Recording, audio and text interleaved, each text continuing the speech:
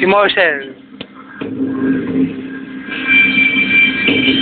Alan Kay. John. Christine. Oh! Ala, si Alan Kay.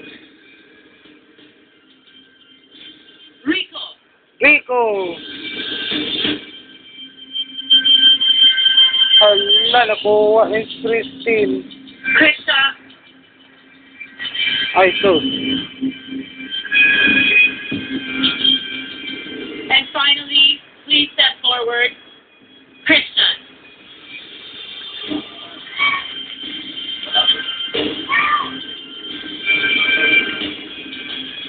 Katami sila. Marissa, John, Christine, Rico, Krista, and Christian. Congratulations! Pasok kayo! Kayo mga nasa likod, kayo ang 5 wicket. Isa sa inyo ang ma-eliminate ngayong gabi. All 5 of you, please step forward.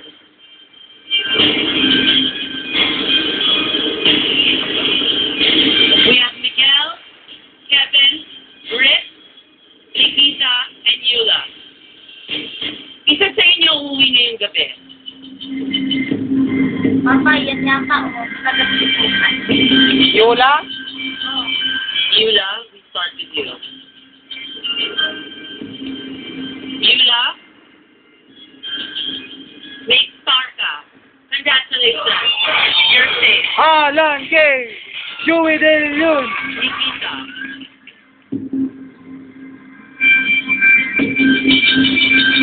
I'm very sorry. Wala ka pang star.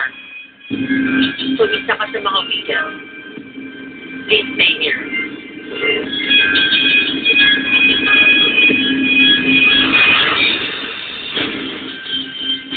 Rick?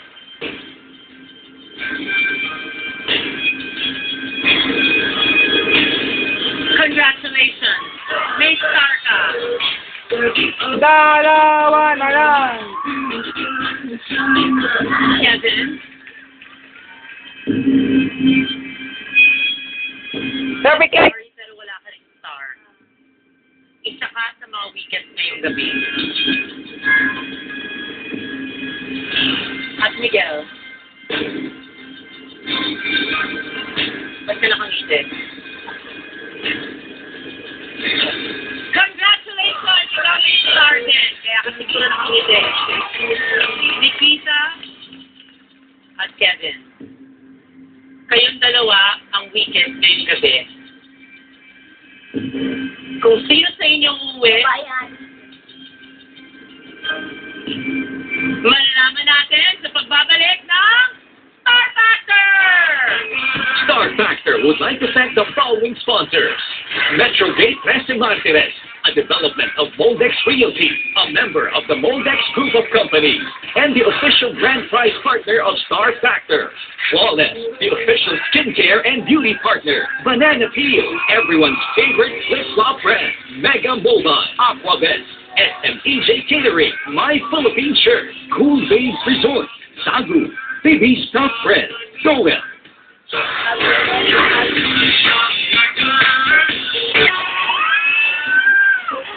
Dito, Manaloto. Ngayong linggo ng gabi.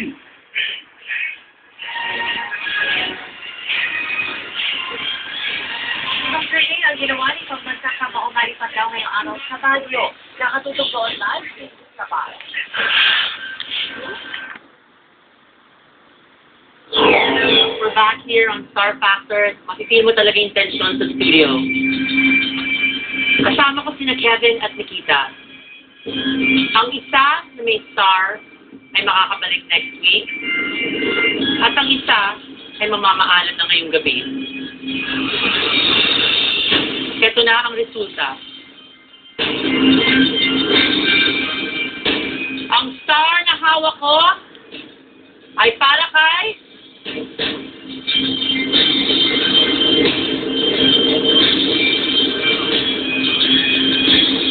congratulations, Kevin!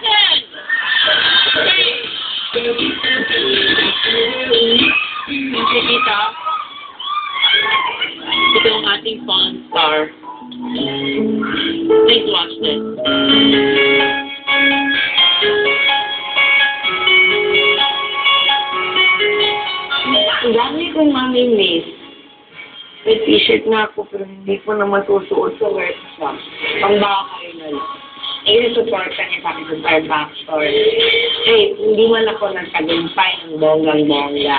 Alam ko naman ulit paano pa si Lord sa akin. Kaya, hindi tayo, don't stop believing. Keep on dreaming. Go, go, go. Go, go, go. Fight, fight, fight. Sabi ko, hindi ako iyak pag ako natanggal eh. Sabi ko, mag-smile ako ng bonggang-bonggang proud. Sasabihin ko na hindi naman lahat ng nananalo sumisikat. Malay niyo bukas may billboard na ako. Oh, diba? Yan! Yan ang vital kasi yun. Naiyak na ako kasi ang music niyo, ano ba ako patay? Pwede naman siguro pandisco na music, natuwa pa ako. Nikita, napakaganda mo at kahit hindi ka nagwagi ngayong gabi, para sa amin, isa ka talagang napakagandang star. Palakpakan po natin si Nikita.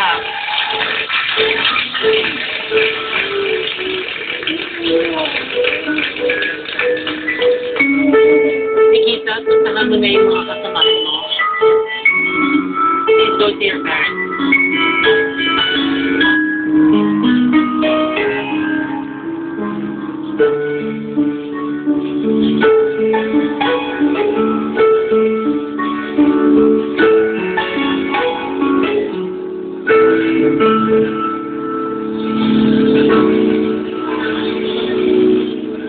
From 11 to 10, but only one will shine the brightest, the one with the star factor. Sabi ko po, may tanggal. Ora.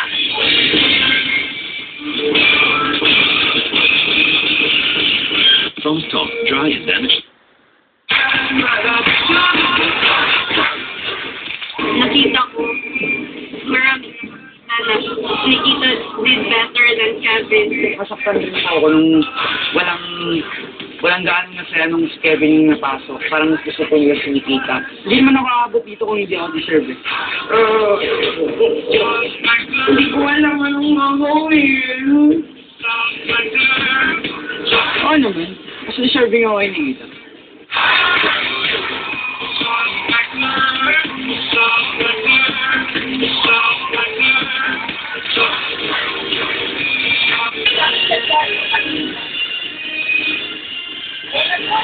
Lalata ng isang buhawi ang isang barangay sa Candon City, Ilocos Sur noong Biyernes. 6 na bahay ro nang nawala ng bubog.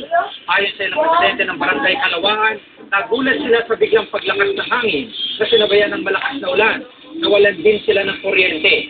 Ilang punot pananim ang nasira.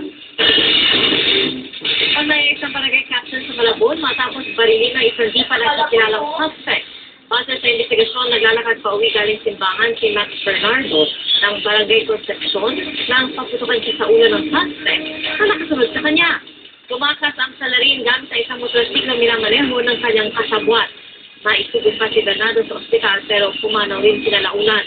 Politika po ang isa sa matindi ng anggulo sa pamamaslang dahil re-electionist sa darating na barangay election ang biktima. Ang maiwasan ng mga trahedya sa mga pantalan sa bansa, muling nagsanay ng mga aso ang Philippine Coast Guard. Narito ang action report.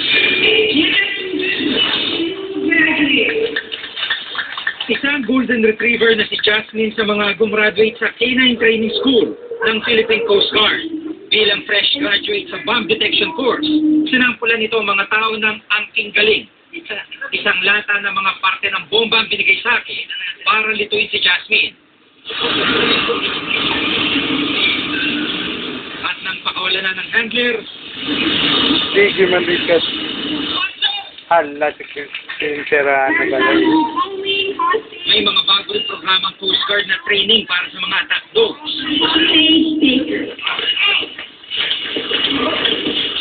Hala. At syempre, hindi mawawala mga drug sniffer na malaki na itulong sa pag-recover ng mga cocaine na naanod sa sama. So ngayon, ang skills ng kaso natin nasa anti-narcotics or anti-illegal drugs, no? And also on anti-terrorism. And they form the security chain, no? In our vital ports in the country. Pero ang pinakasikat sa lahat, ang mga aspin o ang asong Pinoy nito na sina Pacman, Arnel, Charis, Fiona at Cola. Mga bagong recruit para magsilbing bomb sniffing o di kaya drug sniffing dogs.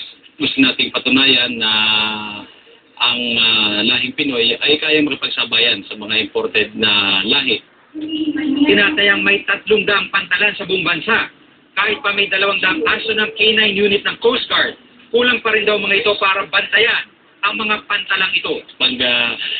Solicit po ulit kami ng donation sa mga iba't ibang pet owners para mas mapakinabangan yung kanilang mga alaga.